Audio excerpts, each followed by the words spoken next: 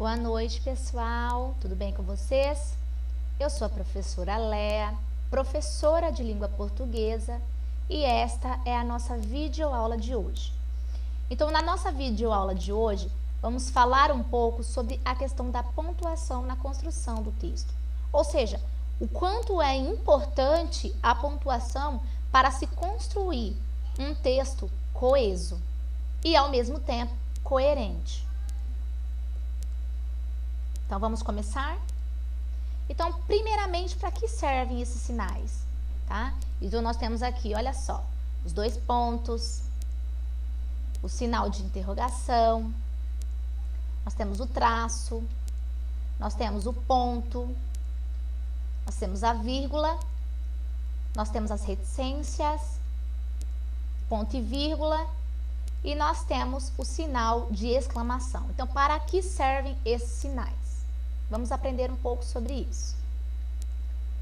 Então, os sinais de pontuação são recursos próprios da língua escrita, ou seja, vai representar as pausas e entonações da linguagem oral, tá? Então, para que serve a pontuação?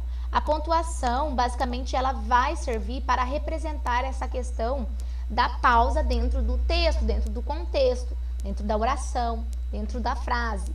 Tá? Porque qualquer deslize que se tenha em relação à colocação da pontuação pode acontecer que haja um prejuízo na clareza do texto de vocês, tá? Então, vamos observar muito na hora de pontuar os nossos textos, as nossas frases, as nossas orações.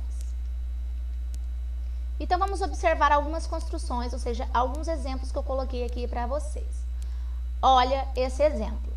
Se o homem soubesse o valor que tem a mulher, andaria de 4 à sua procura. Professora, a senhora leu rápido demais. É isso mesmo, não tem pontuação nenhuma, então eu não tenho pausa para respirar, né? Olha só, se o homem soubesse o valor que tem a mulher, andaria de 4 à sua procura. Ele não me proporciona essa pausa. Por quê? Porque não tem pontuação alguma, tá? Próxima. Agora, com uma vírgula, depois da palavra mulher, nós teríamos: se o homem soubesse o valor que tem a mulher, andaria de 4 à sua procura. Vou repetir. Se o homem soubesse o valor que tem a mulher, andaria de 4 à sua procura. E a vírgula agora após o tem. Se o homem soubesse o valor que tem, a mulher andaria de 4 à sua procura. De novo. Se o homem soubesse o valor que tem, a mulher andaria de 4 à sua procura. Percebam que, na primeira frase, que não há pontuação alguma, vimos que a frase, ela não tem como ter um entendimento de qual é o assunto da oração, da frase. Não tem como você entender sobre o que está falando exatamente, tá? Fica ambíguo. Na segunda frase, já tem um entendimento, tá? Olha só, se o homem soubesse o valor que a mulher tem, né? Ele andaria de 4 procurando a mulher, tá? Se soubesse o valor que a mulher tem. Já a outra frase, olha o outro sentido que tem. Se o homem souber o valor que ele mesmo tem, agora seria a mulher quem andaria de 4 à sua procura. Percebam como uma vírgula mudou todo um contexto. Tá? Por isso que nós precisamos tomar muito cuidado com as nossas colocações de pontuações. Então, primeiramente, vamos tratar sobre o ponto. Muitos chamam ele de ponto final, tá? Então, emprega-se basicamente para indicar o término de uma frase declarativa, de um período simples ou composto. Por que eu não... as pessoas chamam de ponto final? Tá? Eu até lá embaixo diz: o ponto que é empregado para encerrar um texto escrito recebe o nome de ponto final. Mas é quando vai encerrar o texto. Se você não encerrou o texto, ele é apenas um ponto, tá? Então, olha os exemplos. Hoje haverá aula de português. Olha só, isso quando usado nessas frases declarativas. Agora, quando ele é usado em abreviaturas, olha só. FEV, que é a abreviatura de fevereiro, AB, que é de habitante, e ROD, de rodovia, tá? Então, são usadas nesses seguintes casos. Agora, o ponto e vírgula. Quando é usado o ponto e vírgula? Então, ele é utilizado para assinalar uma pausa maior dentro do texto. Então, se você quer uma pausa maior, tá, do que o da vírgula, você vai usar o ponto e vírgula. Então, onde é que se emprega esse ponto e vírgula? Primeiro, para separar as orações coordenadas. Ah, professora, orações coordenadas? Lembram? Eu expliquei lá no nono ano sobre as orações coordenadas. Aditivas, lembram? Explicativas, conclusivas, a gente estudou isso lá no nono ano, tá? Estudamos as orações coordenadas. Então, vai usar para fazer essa questão de separação entre um sentido, né, e outro. Então, olha só, criança foi uma garota sapeca, moça era inteligente e alegre, agora mulher madura tornou-se uma doidivanas, tá? Então, percebam que a pausa é uma pausa maior que a da vírgula. Olha só, também é utilizada para separar vários itens de uma enumeração. Então, olha lá, artigo 206. O ensino será ministrado com base nos seguintes princípios. Primeiro, igualdade de condições para o acesso e permanência na escola. Segundo, liberdade de aprender, ensinar, pesquisar e divulgar o ensinamento, a arte e o saber. Terceiro, pluralismo de ideias e de concepções e coexistência de instituições públicas e privadas do ensino. Então, prestem atenção. Está servindo aqui para enumerar, tá? Então, eu enumerei 3 incisos do meu artigo 206. Foi enumerado, certo? Então, lembrando que isso aqui faz parte da Constituição da República Federativa do Brasil, tá? Constituição de 1988. E nós temos os 2 pontos, tá? Para que servem os 2 pontos? Então, eles são empregados primeiro para anunciar uma citação. Olha só, lembrando um verso de Manuel Bandeira, 2 pontos, tá? Por quê? Porque eu vou anunciar a citação, ou seja, algo que alguém disse. Não sou eu quem está dizendo, é alguém. Por isso que eu coloquei os 2 pontos, certo? A vida inteira que podia ter sido e que não foi. Então, também usamos os 2 pontos para esclarecer algo, tá? Joana conseguira, enfim, realizar seu desejo maior. 2 pontos. Seduzir Pedro. Então, eu estou esclarecendo qual era o maior desejo de Joana. Para anunciar também a fala de um personagem. E o pai perguntou, 2 pontos. Aonde vai, garoto? Então, tá anunciando a fala de algum personagem dentro de algum contexto. Agora, o ponto de interrogação. Lá no primário, vocês aprendem como, o guarda-chuvinha, não é isso? Então, o sinal de interrogação é empregado para indicar uma pergunta direta. Por que eu circulei? Não, desculpa. Por que eu tracei o direta? Daqui a pouco vocês vão entender. Ainda que esta não exija resposta. Olha o exemplo.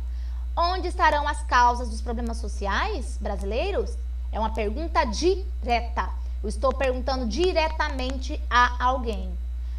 Olha só, já nas perguntas indiretas, a gente não usa sinal de interrogação, tá?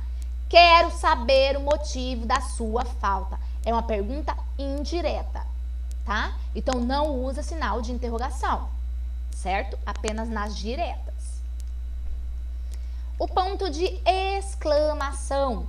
Então, o ponto de exclamação é empregado para marcar o fim de qualquer enunciado com entonação exclamativa, tá?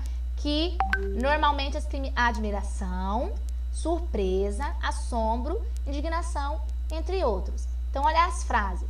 Vamos à luta! Entrem na sala, tá? Então, também para interjeições, nós usamos socorro, tá? Então, quando há frases de indagações, de admiração, surpresa e interjeições, nós utilizamos o sinal de exclamação. E nós temos lá as reticências. As reticências, elas marcam uma suspensão da frase devido muitas vezes a elementos das naturezas, desculpem, gente, a minha garganta, emocional são empregadas. Então, ó, para indicar continuação de uma ação ou fato. Só lembrando lá no início, quando fala suspensão da frase, quer dizer o seguinte, que pausou uma frase, retirou alguma frase e continuou. Um exemplo, se eu falar assim, Maria disse que comeria pão, aí eu falo 3 pontinhos e continuo uma fala e não coloco lá que ela colocou também que queria queijo, que queria mortadela, eu estou fazendo uma suspensão na minha frase, tá? Então, para indicar uma continuação de uma ideia ou fato, ó, o balão foi subindo, então, né, tem mais aí, quer dizer que existe uma continuação para esse contexto. Para indicar uma suspensão ou interrupção de pensamento. E eu trabalhei tanto pensando que... E cala, tá? Tá pensando alguma coisa. Ah, tipo assim, trabalhei tanto pensando que ia ganhar muito dinheiro, que ia viajar. Então, alguma fala existia aqui, mas ela foi interrompida por algo ou alguém. Para representar na escrita hesitações comuns da língua falada, tá? Não quero sair porque eu não estou com vontade, tá? Para hesitar, ou seja, para não falar o motivo real de algo. Nós temos a vírgula, tá? Marca uma pequena pausa, tá? Lembram lá que a vírgula é a pequena pausa e o ponto e vírgula é a pausa maior? Então, lembrem-se disso, tá? Então, elas são empregadas em datas para separar nome de localidades. Olha só, Cabrobó, 28 de novembro de 2011, para omissão de um termo, geralmente esse termo é um verbo, tá? Todos chegaram alegres e eu muito triste. Então, omissão, então omitiu, ou seja, retirou o verbo chegar novamente, para não ficar tão repetitivo, né, gente? Para separar termos da mesma função sintática, olha só, havia portugueses, brasileiros, espanhóis e italianos naquela festa. Tá? Tem a mesma função sintática, tá? A palavra portugueses, brasileiros e espanhóis.